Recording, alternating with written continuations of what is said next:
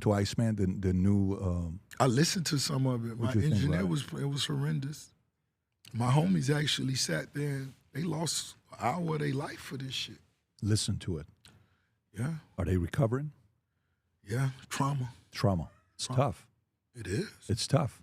Yeah. Now, by the way, when you Winter is coming, winter is here. Grandir, c'est toujours difficile.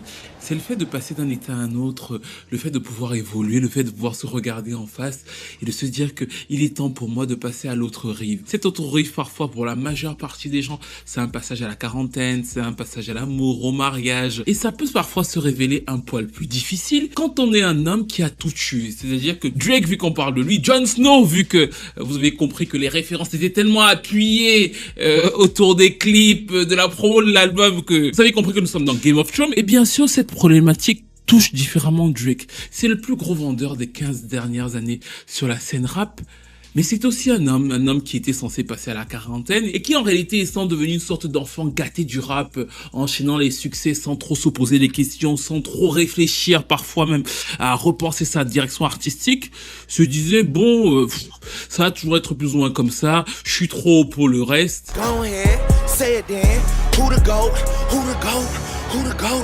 Et boum, au pire moment de sa vie, à l'approche des 40 ans, il a perdu le bif contre Kendrick Lamar. Le rap, qui était la musique la plus écoutée depuis 10 ans sur la scène musicale, s'est effondré. Et il s'est retrouvé seul face à lui-même, seul à ce fameux divan qu'est l'album Iceman, parce que finalement c'est une psychanalyse profonde à laquelle on assiste. Jon Snow disait qu'il ne voulait pas devenir roi, il a été forcé à l'être. Il a ensuite été trahi par ses propres frères qui sont les nombreux autres rappeurs, et il s'est retrouvé seul avec le poids du royaume à défendre sur ses épaules, parce qu'effectivement aujourd'hui, comme vous avez pu le voir, et comme plein de rappeurs l'ont dit de Game et tout, Drake devait sauver le rap game, mais en a-t-il encore les épaules? Ou alors au maximum de ses tribulations, n'est-il pas le dernier morgué d'un mouvement qui l'a longtemps aidé à porter au-delà de ses frontières?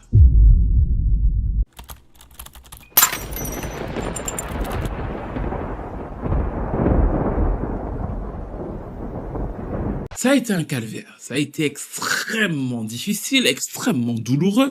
On l'avait compris, Drake a très mal vécu Not Like Us, il a très mal vécu cette défaite de ce bif entre Kendrick Lamar. Si vous en doutez, ça veut dire que vous n'avez pas écouté Iceman, le premier des 3 albums qu'il a sorti il y a quelques jours, parce que effectivement, le bif est à la limite de l'obsession. On est dans une espèce de revanche qui ne s'exprime plus simplement par la revanche. C'est-à-dire que ce n'est pas une chanson par-ci, par-là où il pourrait revenir dessus. Ça traîne dans son esprit et ça veut jaillir à n'importe quel moment. Quand il veut commencer à faire danser les filles dans Dust, et juste après, on le voit faire une référence à Kendrick Lamar en mode « Vente-toi avec tes prix, vas-y, vente-toi avec tes prix, vas-y, vente-toi avec tes camelotes là. » On l'a vu aussi avec le fait de porter plainte à sa propre maison de disque, qui est aussi la maison de disque de Kendrick Lamar, estimant que le tube a été surfait et que les streams ont été gonflés pour pouvoir nuire à sa réputation. Il clash à plusieurs reprises le label de Blanc. Il le dit lui-même, ce label de Blanc qui veut l'effacer lui, et la chanson la plus streamée actuellement en streaming s'appelle Janice Shut the Fuck Up, et c'est la présidente de la section marketing d'Universal Music. C'est-à-dire que sur les titres de l'album, il ne manque pas de clasher le label lui-même qui est en train de faire la promo de cet album. C'est quasiment du jamais vu.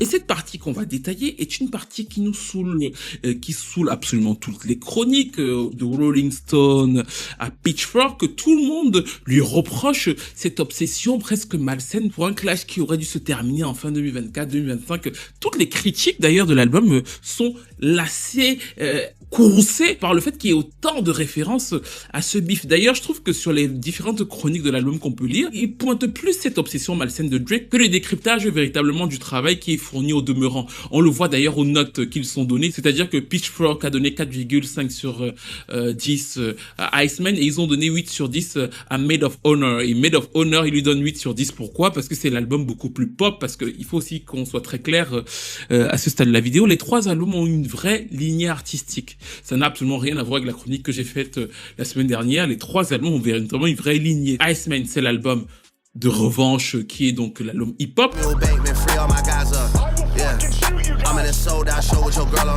Habiti, mon amour, c'est l'album beaucoup plus R&B. me say I'm up and I could never take a loss. Made of Honor, c'est l'album beaucoup plus léger, beaucoup plus pop. D'ailleurs, je trouve que il est dans la lignée de Honestly Nevermind. Did you forget about back home? Et je crois que c'est le New York Times qui disait que s'il n'y avait pas eu le beef, c'est l'album que Drake aurait sorti en 2026. Ce qui est pas totalement faux dans un sens, c'est-à-dire que Drake aurait continué à être léger. Et Kendrick Lamar, la vie, l'âge, les épreuves l'ont obligé à grandir. Ash to ashes, dust to dust, the dustiest niggas been fucking with us. Là, vous allez peut-être vous dire, non mais Stevie, tu abuses. Comment tu sais, toi, factuellement, qu'on l'a obligé à grandir? Tout simplement parce que j'ai écouté l'album et que Drake qui attaque Universal de façon obsessionnelle et qui garde son ego surdimensionné, qui ne veut entendre personne, qui est persuadé qu'on ne l'a pas battu, c'est l'enfant blessé, c'est-à-dire que c'est le petit gamin fou qui n'arrive pas à abandonner. Mais dans le même temps, et vous le comprenez dès la première chanson, Watch Them Pay, regarde-les payer, il est obsédé aussi par le fait de ne jamais être suffisamment profond. Il est obsédé par la bataille de l'âge. Il le dit d'ailleurs, je me bats contre le fait de vieillir. I'm about to turn 40, dog. I'm battling aging. Et surtout, et c'est pour ça que je trouve que il a, malgré ses erreurs, fait un album de rap. Il vous le dit. Il vous dit à tous les moments que je suis en train d'être fou. Je ne comprends plus tout à fait ce qui m'arrive. Et le meilleur moyen, le meilleur moment où on voit qu'il ne comprend pas ce qui lui arrive, c'est le moment peut-être pour moi le plus fragile du disque. C'est le moment où il fait appel à Noah Shebib. Feel like 40 won't even listen to my words when he knows I'm in a load of trouble. Parce qu'il vous avoue à ce moment précis que, les gars, je suis en train de revenir, je suis en train de me battre, mais j'arrive toujours pas à récupérer Noah. Noah, c'est l'homme avec lequel Drake a établi l'immense partie de son catalogue. C'est l'homme avec lequel il a trouvé une véritable lignée artistique et une véritable trame sonore. Parce qu'aujourd'hui, il y a des gens qui vous disent que Drake n'avait pas d'identité sonore. C'est faux. Drake a une véritable identité sonore qui a été copiée par énormément de personnes, y compris des artistes comme Bryson Taylor. Il a imposé une véritable patte dans le game. Et donc, au moment où il commence l'album, il vous dit tout de suite, j'ai l'impression que Noah ne veut pas m'écouter, même quand il sait que je suis au fond du trou. Feel like 40 won't even listen to my words when he knows I'm in a load of trouble. Après, il dit, j'ai par contre dans ma gâchette énormément de hits, je le lui ai dit. And I got a bunch of hits on my hands, see the swollen knuckles. Ça veut dire quoi? Ça veut dire qu'il n'a pas été vulnérable. Il n'est pas allé dire à Noah, viens, j'ai besoin de toi. Il a essayé de rester le petit enfant qui montre ses muscles, et c'est ce que Noah lui dit. J'ai essayé de lui dire que ça allait plutôt bien pour moi, et il m'a dit, montre tes muscles, prouve-moi que tu es tout aussi fort lorsque l'on n'est que tous les deux. He say then show your muscles. Prove to me that you're still as strong when it's only us two. Je trouve que ce moment est un grand moment de hip-hop. Alors je sais que les hip-hopeux fous là vont se dire, mais Stevie ne connaît rien à la musique, pourquoi il dit que c'est un grand moment de rap? C'est un grand moment de rap, pourquoi? Parce que Noah Shebib et Drake ont, malgré tout ce qu'on pourrait dire, inspiré énormément et porté une grande partie de la scène rap américaine des années 2010.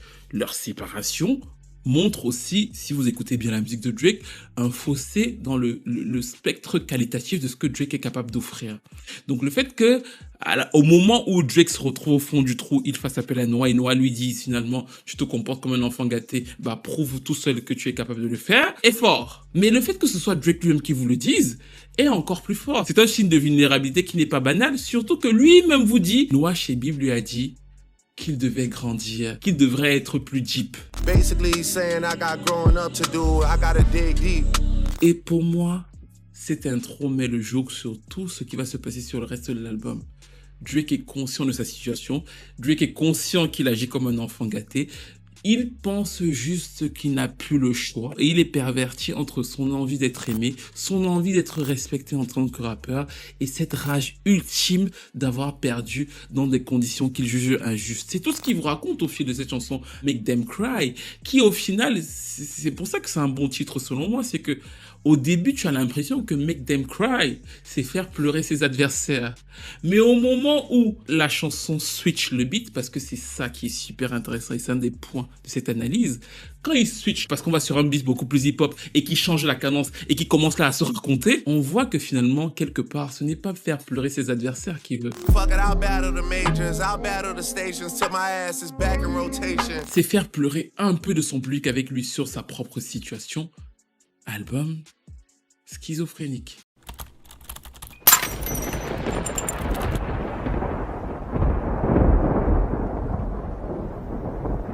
Maintenant, vous avez compris, Drake est fou.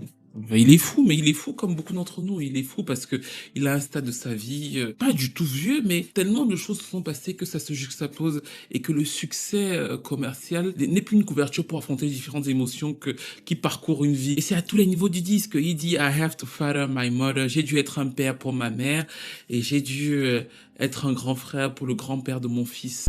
I have to father my mother and treat my son's grandfather like my older brother. Ce qui est une phrase très forte parce que en quelques secondes, il rappelle que son père est un père absent. C'était pas papa présent. Et dans la même chanson, à la fin, il dit que papa va avoir le cancer. Et on voit donc du coup que toutes ces émotions-là ne sont pas logiques. À la fois, il pense que son père s'est comporté avec lui comme un grand frère au lieu d'être un papa, ce qui l'a forcé lui à être un père avec sa mère, et dans le même temps, en fait, c'est son papa à la fin de la journée. Donc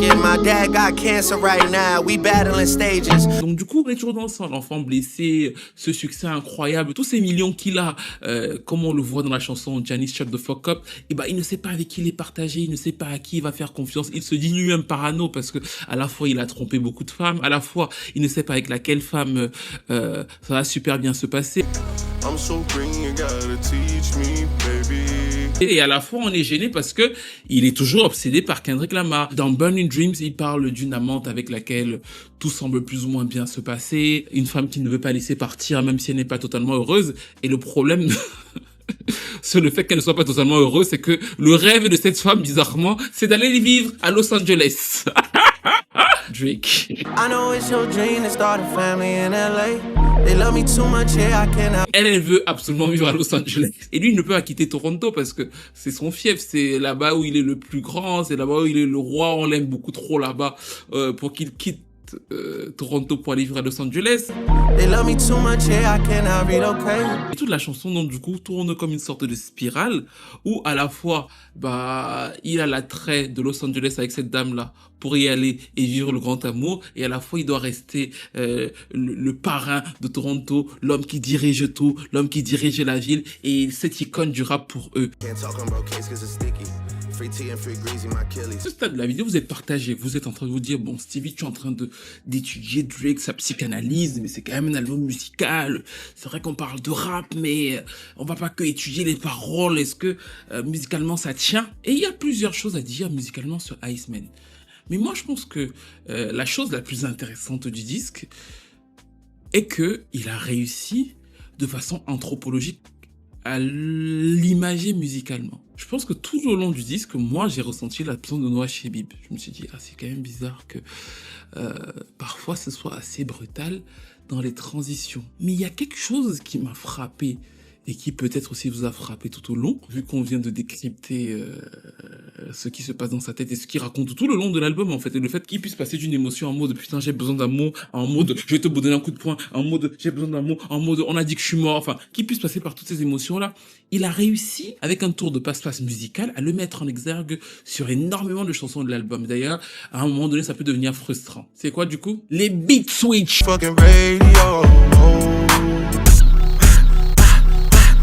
Selon moi, c'est la partie la plus intéressante de Iceman. Alors, on avait déjà compris au fil des années, au fil du temps, que Drake aime de plus en plus switcher les beats. Pour ceux qui n'ont pas compris, c'est qu'en fait, il va commencer une chanson avec un beat. Au milieu de la chanson, le beat va changer, la chanson va rester la même et ça va continuer. Dans la même chanson, il peut avoir 2 beats ou alors 3 beats différents. Ça fait des années qu'il le fait et qu'il le pratique. Mais dans Iceman, je trouve que c'est devenu un master de l'art du beat switch. Et je suis assez triste, et pour moi c'est le seul point où je suis vraiment triste en tant que passionné de musique, que ce soit si peu noté. Parce que ce n'est pas un exercice super simple d'accoler des beats et de faire en sorte que la chanson tienne de bout en bout. Parce que des fois, tu peux déconnecter, des fois, il faut que ton flow change, des fois, il faut que tu adaptes le texte. Et c'est là où moi, je pense que lui s'est trouvé et a réussi plus ou moins à s'amuser dans cet album. Et a donc collé sa folie entre différentes émotions à ce qu'il raconte. Parce que ce National Treasure, par exemple, il commence avec un beat rap.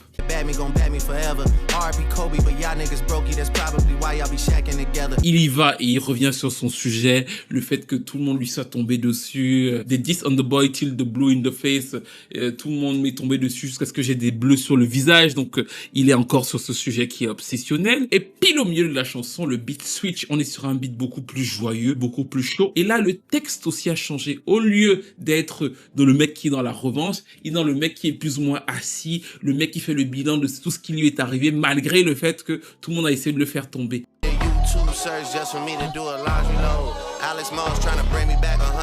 Sur Why Did I Miss, il suit la même structure. Sur l'entrée, on est sur quelque chose de plutôt théâtral, grandiloquent, et effectivement, il y va. Let's go, let's go. Let's go, I'm whipping around on like 600 acres. Let's go.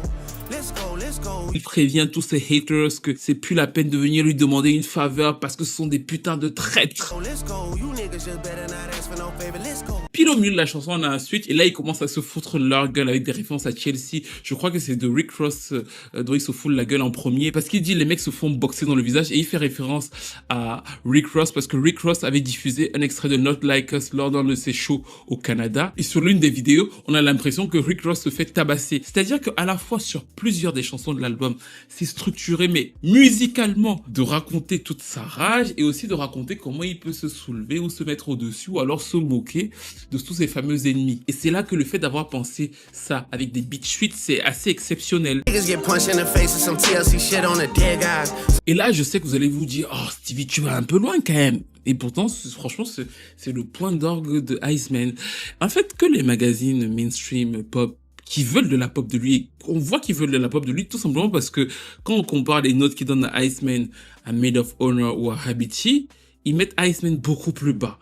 Mais je trouve hyper dommage de voir les magazines de rap être aussi violents avec l'album qu'ils n'aiment pas, je peux comprendre, mais qui ne notent pas le travail de production. Je trouve ça triste pour ce que c'est que le rap game. Je trouve triste pour ce que c'est que Drake, mais de façon générale, le rap game, en fait. Le fait que quelqu'un prenne autant de temps pour les détails de production et qu'il soit aussi aguerri, qu'il ne soit pas avec son producteur de base. Donc, du coup, je pense qu'on l'entend au niveau des mélodies, mais sur le détail productif, il y a un travail de fou qui est fait. Et je vois tout le monde dire, oh, c'est nul, c'est pas le jeu. Je dis, ok, peut-être, mais notez quand même ce travail-là, vu que vous n'avez pas énormément de rappeurs qui vous le font. Et c'est aussi la problématique du hip-hop devenu super mainstream parce qu'il est dénoyauté de ce qu'il est à la base. C'est-à-dire que Drake, et c'est la grosse autre problématique de l'album, parce que je vous ai donné les premiers détails qui étaient psychologiques, la psychanalyse de comment il pense, mais l'autre problème, c'est qu'il est piégé par lui-même. Il est tellement pris par le fait de se dire que je vais faire du vrai rap, je vais les battre sur le terrain où on m'a battu, qu'en fait, il peut paraître se nier. Il ne se nie pas, mais il peut paraître se nier dans le sens où, il ne donne pas au peuple, finalement, les tubes rap hyper faciles qui voudraient de Drake où on est juste là en train de danser. Il les trimballe dans ses tribulations, dans ses obsessions et les gens se disent, oh, c'est bon, quoi. Parce que même moi, à plusieurs reprises, je me suis dit, mais attends, sur Run to Atlanta avec Future, je me suis dit, mais attendez, le premier beat était parfait. Pourquoi est-ce qu'on en a eu 3 sur la chanson? On a quand même 3 beats différents. Mais attends, donc des fois, ça peut être extrêmement frustrant, mais je trouve que au fil des écoutes, ça participe au sel de l'album et le fait justement que on voit qu'il a refusé de tomber sur le hit rap facile, c'est la chanson Too Hard for the Radio.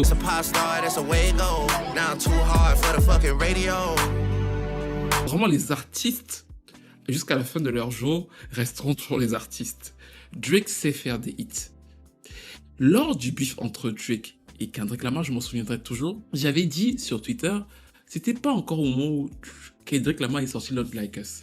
J'avais dit, si Drake sort un hit et que ça prend comme avec Meek Mill, est-ce qu'il aura gagné le beef? Et tout le monde m'a dit non. Ah non, il n'aura pas gagné le beef. Pourquoi? Parce que ça a toujours été un combat perdu d'avance pour Drake. Moi, j'ai toujours pensé que c'est un combat inutile. Le combat était perdu d'avance. Parce que sur les bases de ce que c'est que le rap, il n'aurait pas pu gagner face à Kendrick Lamar, qui est totalement assis, qui est meilleur en ça que lui. Mais même s'il avait eu un hit, les gens n'auraient pas reconnu le hit. Donc, en fait, quand Not Like Us sort et que Not Like Us était le hit de Kendrick Lamar et détruit Drake, lui, il a la rage de fou! Parce que lui pouvait vous faire des hits. Le problème, c'est que lui voulait être hip-hopper vu que... La folie des artistes me bute. Et donc, du coup, c'est une obsession. On aurait pu se dire, bon, ok, il s'arrête là et il continue sa vie. Mais non, dans Iceman, comme il est toujours dans cette tribulation, qu'est-ce qu'il fait? Il vous sort une chanson qui s'appelle Too Hard for the Radio. Et Too Hard for the Radio dit tout dans son titre. Parce que le début de la chanson, c'est typiquement hip-hop 80s, 90, les vrais hip-hopeux là, ceux qui ne peuvent pas blairer Drake là, c'est pour vous. Et en plus d'ailleurs, il fait des références à Count On, c'est-à-dire que à la team de Kendrick Lamar, au peuple de Kendrick Lamar, je suis un vrai hip-hopeux, référence à Mac Dre, à son tube de 89. Les premières phrases sont des phrases classiques du rap game. Alright. Look, listen up, it's about to be smoke. Lui-même sait que c'est trop dur pour Too Hard for the Radio. Donc du coup, c'est vraiment en mode les anti-Drake là. C'est ça que je trouve fascinant. C'est-à-dire que il est en train de vouloir convaincre les anti-Drake d'aimer Drake. Parce que Drake est radiophonique là. Il vous dit Too Hard for the Radio pour que les gens qui n'aiment pas Drake de base se disent ah, on va essayer d'aller danser avec Drake et tout parce que c'est très hip-hop. Mais le meilleur moyen où vous voyez que les beat switch sont presque la religion du disque, c'est quand il fait le beat switch sur précisément la moitié de la chanson et que ce beat switch là ressemble étrangement à Not Like Us. Oh, any rap nigga, he a freak throw, man down, call a M.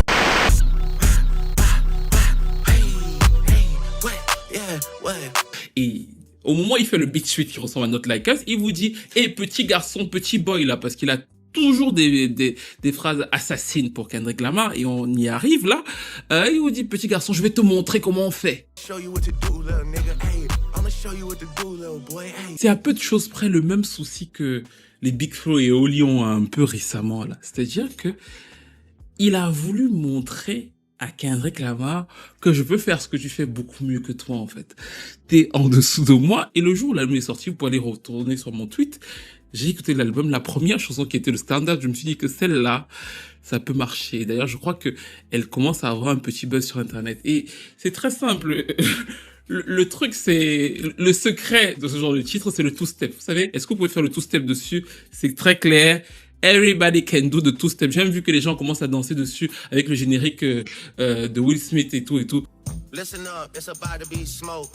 Ain't nothing but some shit I wrote. Il se moque de DJ Mustard en lui disant qu'il n'a pas eu un hit depuis 2014 parce que c'est DJ Mustard qui a fait effectivement Not Like Us et ça a ravivé sa carrière. Et en gros, il annule Not Like Us dans son esprit. Donc du coup, c'est vraiment de la mégalomanie incroyable pour leur montrer que les gars, si je veux faire ce que vous faites, bah je peux le faire, je peux me le faire mieux. Donc du coup, les gens qui ne me respectaient pas, les gens qui pensaient que je suis pas le roi du game, les gens qui... Bah regardez, je suis avec vous. On fait des chansons Too Hard for the Radio qui vont cartonner à la radio. Et nous sommes toujours dans la salle de psychanalyse de Drake et la séance est très longue. Elle aborde énormément de sujets, elle va un peu dans tous les sens. Elle se répète beaucoup, mais toute personne qui a déjà fait une psychanalyse le sait, ou alors aller voir un psychiatre, souvent répète la même chose. Et c'est cette impression-là qu'il nous donne. Toujours dans cette envie de se rassurer, ou alors de montrer une partie de ses blessures. L'un des points précis de la rage de Drake est la trahison. C'est-à-dire que c'est un homme qui se sent profondément trahi. Il se sent trahi, dans la vision que le public a de lui, à savoir qu'il a perdu un combat qu'il n'estime pas avoir perdu. Il se sent trahi par tous les mecs du game qui l'ont salement lâché. Et il parle à foison de ces rappeurs qui se sont rendus au fameux pop-out avec Kendrick Lamar et qui ont célébré sa mort alors que là, il est en train de renaître. Et les éléments de trahison le font devenir parfois méchant, parfois aigri. Et lui font même parfois mentir. Il vous dit sur Dust qu'il ne se souvient jamais d'un des raps de Kendrick Lamar tellement c'est nul, voilà. Il le traite de petit homme, de nain. Et cette partie n'est pas surprenante.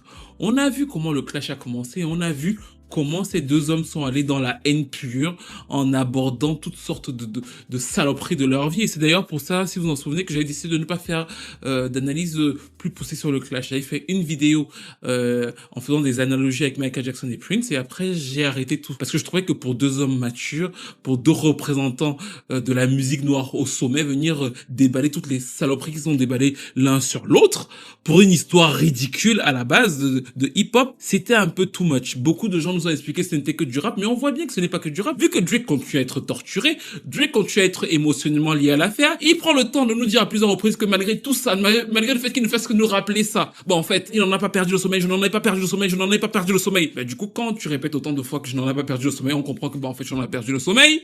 C'est d'ailleurs pour ça que je vais pas entrer dans toutes les petites phrases et toutes les petites piques qu'il envoie par-ci par-là, qui sont parfois les moments les moins élégants de tout le disque. En revanche, j'ai parlé de deux choses, de mensonges et du fait que le combat ne soit plus rapologique. Il est devenu humain. Et on le comprend très bien quand on sait ce que c'est que la carrière de Drake. Drake, c'est l'incubateur, c'est l'espèce de hub de la scène rap. C'est-à-dire qu'il a permis à énormément de rappeurs, quoi qu'ils puissent nous dire aujourd'hui, on pourrait en faire une vidéo de 2 heures.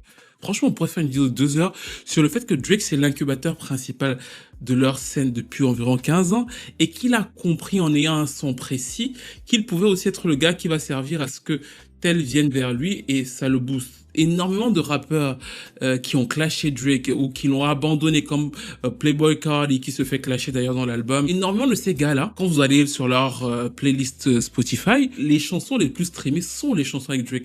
Ça ne veut pas dire que Drake a fait leur carrière pour beaucoup d'entre eux, mais Drake a boosté énormément la scène hip-hop parce qu'il a boosté l'activité tout en ayant un attrait pour le mainstream, en sachant récupérer des gens qui n'avaient jamais écouté du rap game. C'est pour ça d'ailleurs que le fait qu'il chante et qu'il rappe était très intéressant pour cette scène-là. Sauf que justement, le fait qu'on lui nie cet aspect-là lors du clash avec Kendrick Lamar devient une obsession. Elle devient d'autant plus profonde que l'une des personnes à laquelle il a tendu la main, avant qu'il ne cartonne, l'une des personnes à laquelle il s'est dit « Viens, je te big up », c'est bien sûr Kendrick Lamar lui-même. Et c'était sur la chanson « Et l'histoire ne ment pas », enterré vivant.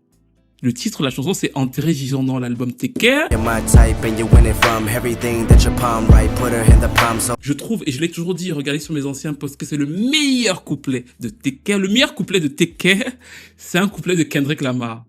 Et c'est Drake qui lui fait cette fleur, parce que Kendrick Lamar n'est pas encore la superstar, de se dire, j'aime bien ce qui se passe autour de lui. Bah, en fait, je le booste parce que mon album Take Care est un album mainstream, donc il lui tend la main. Et c'est exactement ce même Kendrick Lamar qui, quelques années plus tard, va l'enterrer vivant. C'est son grand regret quand il commence le couplet sur la chanson Janice Shut the Fuck Up. Et c'est fou dans son esprit parce que même le mec qui vient finalement le tuer a dû passer par lui pour pouvoir atteindre une certaine audience. Ils ont dû avoir un tube ensemble aussi pour que certaines personnes, via Drake qui était déjà mainstream, découvrent Kendrick Lamar. Et c'est pour ça d'ailleurs qu'il fait l'un des meilleurs titres de l'album qui s'appelle donc selon moi Make Them Remember. Turbulent flights, dodging cumulus clouds, squares drawn a line, but we... Make Them Remember, où il vomit les barres et franchement les rimes, je pense qu'un des textes les mieux écrits de l'album parce que pour le coup, vu que il doit prouver, il doit montrer à quel point il sait faire des rimes, il doit montrer à quel point il sait imager les textes, il le fait très bien. Peut-être que on ne lui reconnaîtra jamais, il le fait très bien dans cet album-là. Et bien sûr, on l'entend dire par exemple, quelle défaite, il sera maudit si jamais il perd, ne venez pas faire semblant d'être avec moi aujourd'hui, ne m'envoyez pas de DM, vous avez oublié qui je suis Drake, vous avez oublié tout ce que j'ai fait, je suis un vrai Renoir. Il clash Not Like Us au moins 25 fois dans la chanson, ça en devient ridicule. Il dit « Pay those bars going number one, tell me who's grooming who ». Vous faites des accusations extrêmement graves sur un hit populaire. Et vous venez ensuite me parler de morale. If Drake took out the AK, maybe he'd be in jail. Et ça ne s'arrête jamais, il va jusqu'à des points super sensibles. Il vous dit, je suis un vrai Renoir, c'est ma peau claire ou alors ce sont mes origines juives qui dérangent. Vu que j'ai fait tout ça pour vous, vu que même toi, Kendrick, je t'ai fait monter. Donc du coup, qu'est-ce qui vous dérange en fait? Qu'est-ce qui fait en sorte que je ne suis pas accepté comme les autres? Et qu'est-ce qui vous fait penser? Et là, vraiment, pour moi, c'est la partie où il est vraiment sur la lune que j'ai perdu. Parce que lui, il n'a pas perdu. Drake, Drake. Feels like I got a lot of even ties, so I don't know if these are wins or not based on what's suitable. You put Drake at your level. No, You're not putting Drake at your level. no. See, you might be. I can see it in your eyes. You might be confused with the numbers and all of the fake numbers. Flood the marketplace, 50 something. That shit ain't nothing. Remember what I told you? The streets are the streets. If Drake was what he thought, what you think he was or what he thought he was, he would have been able to clear all this shit up, address it, and been moved on. Mais maintenant, toutefois, ce qui est de super intéressant avec cet album Iceman, c'est qu'en même temps qu'on a disséqué, qu'on dissèque ensemble depuis quasiment 1 heure, donc du coup, les tribulations de Drake, elles permettent, pour la position qu'a Drake dans l'histoire du rap game, de mettre en exergue les propres psychanalyses des amateurs de rap game. C'est-à-dire que les propres tribulations qu'ils ont ne peuvent que créer ça. C'est-à-dire que un être humain perdu, et il n'est pas simplement perdu parce qu'il est Drake, il est perdu parce qu'il est leur Drake, parce qu'il est leur poulain. Et on le prouve très facilement. La première chose qui montre que les amateurs de hip-hop sont responsables et sont semi-fous eux-mêmes, c'est qu'en fait... Mais on l'avait déjà dit au début, Drake s'interdit de faire du hip-hop dans Iceman. Il ne peut pas faire de hip-hop parce que le hip-hop ne peut pas le réconcilier, même si ça cartonne, ça ne peut pas le réconcilier avec ce qu'il cherche, à savoir l'amour et l'acceptation de l'amateur de l'amateur de hip-hop. Pourquoi? Parce que eux disent, en soutenant Kendrick Lamar, qu'ils soutiennent le vrai amateur de hip-hop. On est d'accord. Mais la problématique inverse, c'est que Kendrick Lamar nous l'a montré. Lui voulait aussi goûter au hip-hop. Parce que sur le dernier album de Kendrick Lamar, la chanson qui a cartonné, c'est un titre avec SZA. Luther, c'est sucré comme jamais. C'est-à-dire que c'est encore plus sucré que les plus gros succès de Drake. C'est limite du Ja Rule Ashanti, tellement c'est du sucre. C'est vraiment, c'est hyper sucré, gnan gnan gnan. Et je me trouve très drôle que, en vérité, c'est Drake qui aurait dû faire ça. Si le monde était logique, c'est Drake qui aurait dû se dire, bah, je vais faire des titres beaucoup plus sucrés parce que c'est exactement ce que son audience veut de lui, c'est-à-dire que des chansons sucrées, mignonnes et tout. Non! Alors que la bataille se jouait sur qui est le plus gros hip-hop des deux, celui qui, après la bataille, fait des hits beaucoup plus sucrés pour le grand public et qui est adoubé par les fans de hip-hop, c'est Kendrick Lamar. Celui qui, maintenant, est le faux hip-hopeux, s'interdit de faire des hits grand public parce que ça, c'est vraiment pas un débat. Il sait faire ça. C'est parce que je ne suis pas ici en train de les défendre. Drake sait principalement faire ça. Vous le voyez même sur Too Hard for the Radio. Si vous rajoutez un autre couplet à la chanson, ça vous fait un vrai hit en fait. Sur la fin, il s'interdit parce que dans ses nombreuses tribulations, le fait que je veux avoir 40 ans, je suis sans Noah chez Bib, le monde entier n'a pas vu tout ce que j'ai apporté, je veux leur montrer que je suis un vrai, bah, il peut pas aller sur du simple. Il est obligé de faire à la fois compliqué, à la fois... Et ça donne donc un album à mi-chemin entre plusieurs parcours, comme une grande séance sur le divan. Mais pour moi, ce n'est pas que lui qui est sur le divan, c'est tous les amateurs de hip-hop qui ont soutenu ce clash, parce que moi, je n'ai jamais soutenu ce clash. Et quand je les faisais, plein de gens m'expliquaient que oui, non, mais en fait, il faut toujours continuer à se clasher, ça a toujours fait partie du rap game. Ben, en fait, non seulement vous avez réussi, ça c'est incroyable, mais j'espère que, je l'avais dit quand ça se passait, et j'espère que l'histoire vous le redira, à tuer votre plus gros poulain au moment où votre genre en avait le plus besoin. C'est-à-dire que la dernière chanson de la grande époque du hip-hop aux États-Unis tue, ou en tout cas entend tuer, la personne qui les a le plus propulsés dans l'autre partie de l'Amérique. Et d'ailleurs, si Drake avait été logique, la meilleure chose qu'il aurait dû faire, bien sûr, c'était de commencer en 2024 à faire des chansons un peu plus country. C'est ce sur quoi on l'attendait et on sait qu'il y a pensé parce qu'on en retrouve une sur l'album avec Party Next Door qu'il a refusé de pousser. Et que dès le premier titre de Habiti, on sait qu'il a des démos country. C'est obligé parce que c'était ce qu'il devait faire. Il était censé se dire en 2024, si vous n'étiez pas en train de vous battre là-bas, que la country est en train de marcher, pour que la zone hip-hop reste toujours très féconde et tout, en fait, je vais faire 2-3 titres country hip-hop et tout. Je vais avoir des hits sur ce marché-là. Et ensuite, qu'est-ce que je vais faire? Je vais ramener plein de rappeurs comme ça. Les gens de la country vont venir streamer mon album, découvrir des rappeurs. On va continuer à enchaîner. C'est son travail. Sauf que, en tuant son travail, sauf qu'en tuant cette directive, à un moment délicat de sa vie, ça a donné Iceman, qui en soi n'est pas si mauvais qu'on le dit. Je le vois comme une sorte de photographie d'un homme à un stade de sa vie. C'est-à-dire que c'est vraiment ça. Et en ça, pour moi, c'est fondamentalement hip-hop. Normalement, les amateurs de rap ne devraient pas chercher les hits chez Drake, devraient se dire, waouh, il a réussi à faire une photo exactement de ce qu'il vit. Et la plupart des gens comme moi qui vous diront, oh, mais on s'en fout du clash, on est passé au-dessus. Oui, nous, on s'en fout du clash. Mais si lui, il s'en fout pas du clash et qu'il veut en parler, est-ce que, en tant que artiste de hip-hop, ce n'est pas son droit le plus absolu? Moi, je pense que oui. Je trouve que la fin de l'album est plus apaisante au niveau de cette espèce de schizophrénie quand il commence à dire don't worry sur le fait que il va commencer à aller mieux, sur Film Friends, où il reconnaît qu'effectivement, il n'y a pas d'amis dans l'industrie du disque. C'est toujours le même thème. Il y a que des gens avec qui on collabore pour les sociétés et qu'il a cru à tort que c'était ses vrais amis.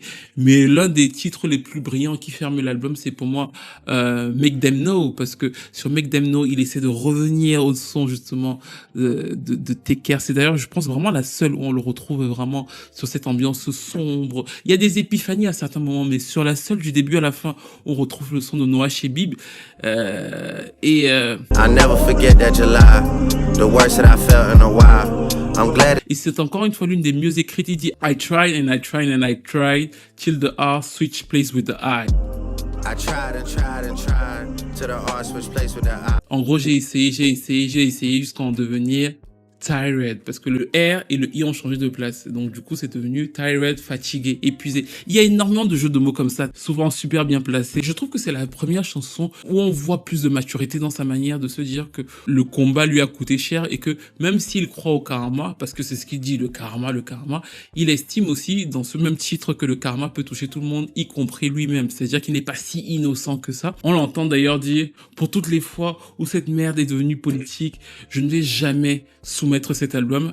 Ça veut dire que il va pas envoyer cet album au Grammy Award, parce que je sais, et c'est super intéressant cette partie, je ne vais pas envoyer cet album au Grammy Award. Vous savez que les Grammy Awards, c'est la cérémonie de Kendrick Lamar, il gagne à chaque fois énormément de Grammy Awards, et il dit, je ne vais pas envoyer cet album au Grammy Award, parce que je sais qu'ils ne vont jamais le considérer. Because I know they will never consider it. This might be the one year I won. Cette année pourrait pourtant être la seule où je gagne, parce que je sais comment ils aiment le positionner. Et vous allez lire la fin du texte, et c'est très intéressant parce que justement, il dit, à la fin de son Iceman, voilà, j'ai fait un album où j'ai beaucoup écrit, où j'ai joué avec les beats, j'ai été très dans les temps, je me suis donné sur les changements, les switch beats, j'ai pas essayé d'avoir de hit tout en montrant que je suis capable d'en faire. Je suis sûr que si je le donnais au Grammy Award, en fait, ils m'en donneraient un cette année. Mais j'ai même pas besoin de les donner, parce que je sais que même si je gagnais le Grammy Award, ils n'auraient jamais la même considération. Je ne veux pas de leur validation. Et là, c'est toujours la même chose. Comme Kendrick gagne,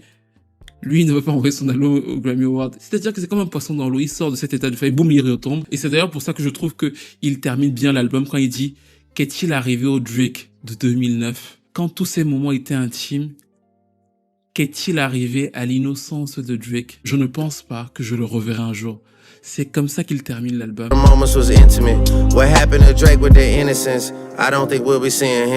C'est pas un album qui se tourne directement vers les gens et les gens le ressentent, et d'ailleurs je pense que ça va se payer. C'est-à-dire que vous voyez par exemple que Make Them Cry, qui est la première chanson de l'album, a fait un score exceptionnel le premier jour. Le second jour, elle a fait la plus grosse chute de Spotify. Pourquoi? Parce que les gens ne sont pas là pour écouter la psychanalyse de Drake. Et on le voit que les fans de Drake cherchent par-ci par-là le tube. Quand on voit que Janice, Shut the Fuck Up et plusieurs autres chansons qui sont plus efficaces montent, ça veut dire qu'ils ont cherché dans l'album ce qu'ils veulent écouter de Drake, et toutes ces inspections personnelles ne les intéressent que très peu. Donc du coup, ça va se payer dans les charts, ça va certainement aussi se payer avec le label, parce que la promo ne sera pas longue vu que c'est leur dernier album avec Drake. Mais je pense qu'il y a aussi quelque chose de très identitaire dans cet album, à l'instar de Big Flo et Oli et de leur dernier album Karma. Et c'est très intéressant parce que les deux sont des fanatiques de Drake et c'est intéressant que plus ou moins à des étapes similaires de leur carrière, ils se soient retrouvés dans des situations analogues sans être tout à fait similaires. C'est-à-dire que les Big Flo et Oli qui ont ce public plutôt mainstream, sur le dernier album ont pris le parti d'aller convaincre les vrais amateurs de hip-hop et pour eux, la promo est un cas d'école. C'est-à-dire que quand on voit les interviews, les médias dans lesquels ils sont allés, le single envoyé, on voit que Oli, franchement, techniquement, il s'en sort super bien. Enfin, ils donnent tout ce qu'ils peuvent donner. Mais en même temps, quand on analyse les chiffres, le public qui est resté, c'est le public acheteur de CD. C'est-à-dire que l'immense majeure partie du public qui a continué à acheter, c'est le public des ménagères qui leur sont fidèles. Ce n'est pas le public hip-hop qui va se dire d'un coup, oh, je vais aller acheter l'album de Big Flo et Oli. Non, je trouve d'ailleurs que vraiment les interviews, ils se séparent même pour vraiment essayer de se disséquer. Ça montre vraiment qu'ils ont repéré quelque chose d'identitaire, pas simplement de musical, et qu'ils sont prêts à se livrer face à une audience qui n'est pas une audience qui va les entendre. Et ce parallèle identitaire peut se tenir aussi avec Drake parce que au fil des écoutes de Iceman, que j'ai encore écouté ce matin, je me suis dit, en fait, vous voyez, il doit y avoir, pour que ça le torture autant, chez lui, le petit garçon. Et je n'exagère pas en disant ça, c'est-à-dire que c'est quelqu'un qui a grandi dans son père, qui est un Afro-Américain. Et d'ailleurs, je trouve ça incroyable que des gens aient réussi à être convaincus qu'ils sont plus de la culture afro-américaine que Drake. Ça, c'est franchement, c'est le truc le plus fou de l'histoire. Quand je les vois dire ça, je me dis, ils sont vraiment fous. C'est la folie furieuse. C'est un enfant d'un parent afro-américain, d'un oncle afro-américain, de musicien, qui a été élevé au Canada par sa mère, et comme il le dit dès le début de l'album, j'ai dû voir le grand-père de mon fils comme mon grand frère. Je trouve que la phrase n'est pas innocente, elle dit beaucoup de choses et que beaucoup vont la comprendre. Très souvent, dans beaucoup de familles, on n'a pas connu le père, ça n'a pas été mon père, il n'a pas été là pour moi. Et ben, quand il est un peu plus vieux, il revient et donc du coup, il va être le grand-père de mon enfant. Et le fait qu'il soit autant obsédé par le fait d'avoir été trahi, le fait d'avoir été rejeté, le fait d'avoir été par les rappeurs afro-américains qu'il avait fini par convaincre qu'il était leur famille. C'est-à-dire que je pense que quelque part chez lui, le fait d'avoir eu ce succès aux États-Unis, dans la communauté afro-américaine, était un peu une revanche sur la vie. Et le fait maintenant d'être rejeté, parfois lâchement, parce qu'on peut avouer qu'ils sont pas très honnêtes avec lui, beaucoup d'entre eux sont de gros lâches. Le fait d'avoir été aussi banni par certains d'entre eux aussi proprement, ne touche peut-être pas simplement à son identité d'artiste, mais à quelque chose de plus profond chez lui, à sa propre identité. C'est-à-dire que qui je suis si finalement, après avoir réussi à convaincre la communauté de mon père, on me rejette à l'aube de ma quarantaine en fait. Je pense qu'il doit y avoir un peu, sinon beaucoup de ça dans cet album, et on en revient toujours à la même chose. Messieurs qui me regardez, je sais que vous allez me dire, oui mais Stevie, tu n'as pas parlé aux femmes, mais messieurs qui me regardez, appelez vos enfants. Encore une fois, appelez vos enfants. Rendez-vous compte, dans quasiment toutes les vidéos, on revient toujours sur la même chose. Chris Brown, Michael Jackson, Lil Wayne, Diddy, R. Kelly, on en revient toujours à la même chose. L'absence du père, c'est assez flagrant. Donc, que la mère ne soit pas ceci, que la mère soit folle, que vous entendiez pas avec elle, nous on s'en fout. Quand c'était bien, vous nous appeliez pas. Donc, appelez vos enfants. Et Make Them Know est une de mes préférées de l'album avec Burning Bridges. Je pense que Janice Shut the Fuck Up aura un beau succès. En plus, j'ai vu que Timbaland disait que au niveau de la prod, je pense vraiment que l'une des grosses forces de cet album, c'est vraiment les prods. Je trouve vraiment que le fait qu'on le signale, on peut ne pas aimer, mais je trouve que les prods, le travail des prods, je me suis dit, wow, il y a vraiment un travail de détail, de transition, de switch, qui est super intéressant. Pourquoi? Parce qu'il en joue justement pour, après lui-même, raconter ses émotions. Et donc, du coup, ça donne quand même quelque chose où tu es dans le journal intime de quelqu'un. Et le journal intime de la personne complètement folle, comme on vient de le voir. I'm telling you now. Me, baby. I don't know the words yet, but no, my phone and baby. Take it from the king. That song gonna be timeless. Just that chorus. Mais est-ce que ce n'est pas ça finalement le rap game? Et qu'est-ce que si ce n'était pas ça, on aurait pu attendre de Drake après ce qui s'est passé en fait? S'il avait fait un album pop comme Made of Honor, les gens n'auraient pas été contents. On l'aurait traité de vendu et peut-être qu'il aurait vendu plus parce que Made of Honor, pour moi, je reviendrai dessus dans une autre vidéo, c'est des démos. S'il avait fait un album beaucoup plus R&B, mais travaillé, parce que je pense aussi que c'est une ambiance de démo sur Habiti, on aurait dit « Ah, c'est pas ce qu'on attend de lui ». Il était obligé peut-être de revenir à un album. On voit juste là que le clash de 2024, au vu de la configuration idéologique de Drake, de son âge, de son incapacité lui-même à grandir aux yeux du public, mais L'incapacité à grandir que lui pointe Noah Shebib, c'est aussi intéressant parce qu'au même moment dans l'intro, quand il dit que Noah Shebib lui dit de grandir, il dit que chaque fois dans la même chanson, qu'il va un peu plus deep, une grande partie du public ne le suit pas. Et j'imagine que beaucoup d'entre vous qui avez regardé cette analyse, vous vous dites, mais pourquoi est-ce que j'ai besoin de savoir autant de choses sur Drake? Donc en fait, son problème ressemble à son album, c'est insoluble. C'est pas un mauvais disque, je pense que c'est un album qui va un peu mieux vieillir. Et je pense surtout que c'est un album qui, avec un ou deux hits plus urbains et plus simples, comme Run to Atlanta avec la première instru, si ça n'avait été que la première instru ou la deuxième, je sais plus. Mais en tout cas, si ça n'avait été qu'une instru sur Run to Atlanta, ça aurait déjà été un hit là-bas. Mais je pense qu'un album qui avait besoin d'être porté par 2-3 hits. Vous savez, aujourd'hui, je pense aussi que les gens n'écoutent plus les albums pour les détails, les structures et tout. S'il y avait eu 2-3 hits évidents et tout, les gens se seraient dit, oh, c'est bon, Drake a sorti un bon album et tout, parce qu'ils auraient écouté les mêmes chansons en boucle, ils auraient jeté le reste. Et donc, je pense que c'est aussi le risque qu'il a pris de faire un album beaucoup plus complexe, mais je ne pense pas que ce soit un mauvais album. Je lui donnerais 14 ou 14,5 sur 20 pour toutes les raisons que j'ai évoquées. Je pense aussi que Too Hard for the Radio a de très bonnes chances de bien marcher, mais je ne sais pas s'ils vont le pousser comme elle devrait être poussée. En tout cas, les réseaux sociaux, notamment TikTok, peuvent faire quelque chose avec cette chanson. Et nous arrivons donc à la fin de cette analyse qui revenait sur Iceman de Drake. N'hésitez pas à me donner tous vos avis. J'ai évité de tomber dans les phrases de clash et tout parce que je trouve ça naze. Mais je trouve ça naze depuis très longtemps, vous le savez. Donc, parlons de la psychologie de Drake, son cerveau, ce qu'il dit, ce qu'il pense. C'est répétitif parce qu'il est répétitif, parce qu'il est fou, parce qu'il n'arrive pas à se défaire. Mais en même temps, même pour moi qui étais fatigué de ce clash, je me suis retrouvé à être assez impressionné par sa capacité à être vulnérable et fou en même temps, parce que l'autre mensonge très évident de l'album, c'est que il parle tellement de Kendrick Lamar et du mépris qu'il a pour Kendrick Lamar, qu'on voit qu'il se force à y croire. Parce que s'il pensait vraiment que Kendrick Lamar était un nul, s'il pensait vraiment que Kendrick Lamar, qu'est-ce qu'il n'aurait pas fait? Bah oui, il ne l'aurait jamais fait monter à l'étrier sur Take Care. Il ne l'aurait jamais laissé avoir 2 minutes à rapper seul sur l'un de ses albums les plus iconiques. Et donc, à ce niveau-là, la messe est dite. Bref. Dites-moi tout ce que vous pensez de cet album de Drake. N'hésitez pas à me dire si vous voulez une suite sur Habiti et Made of Honor.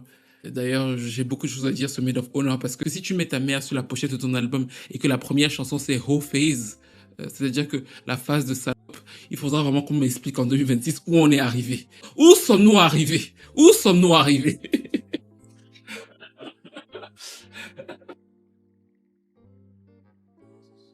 Ah, et si Too Hard for the Radio fait quelque chose cet été, c'est un mini hit, pensez à moi parce que mon oreille ne ment jamais.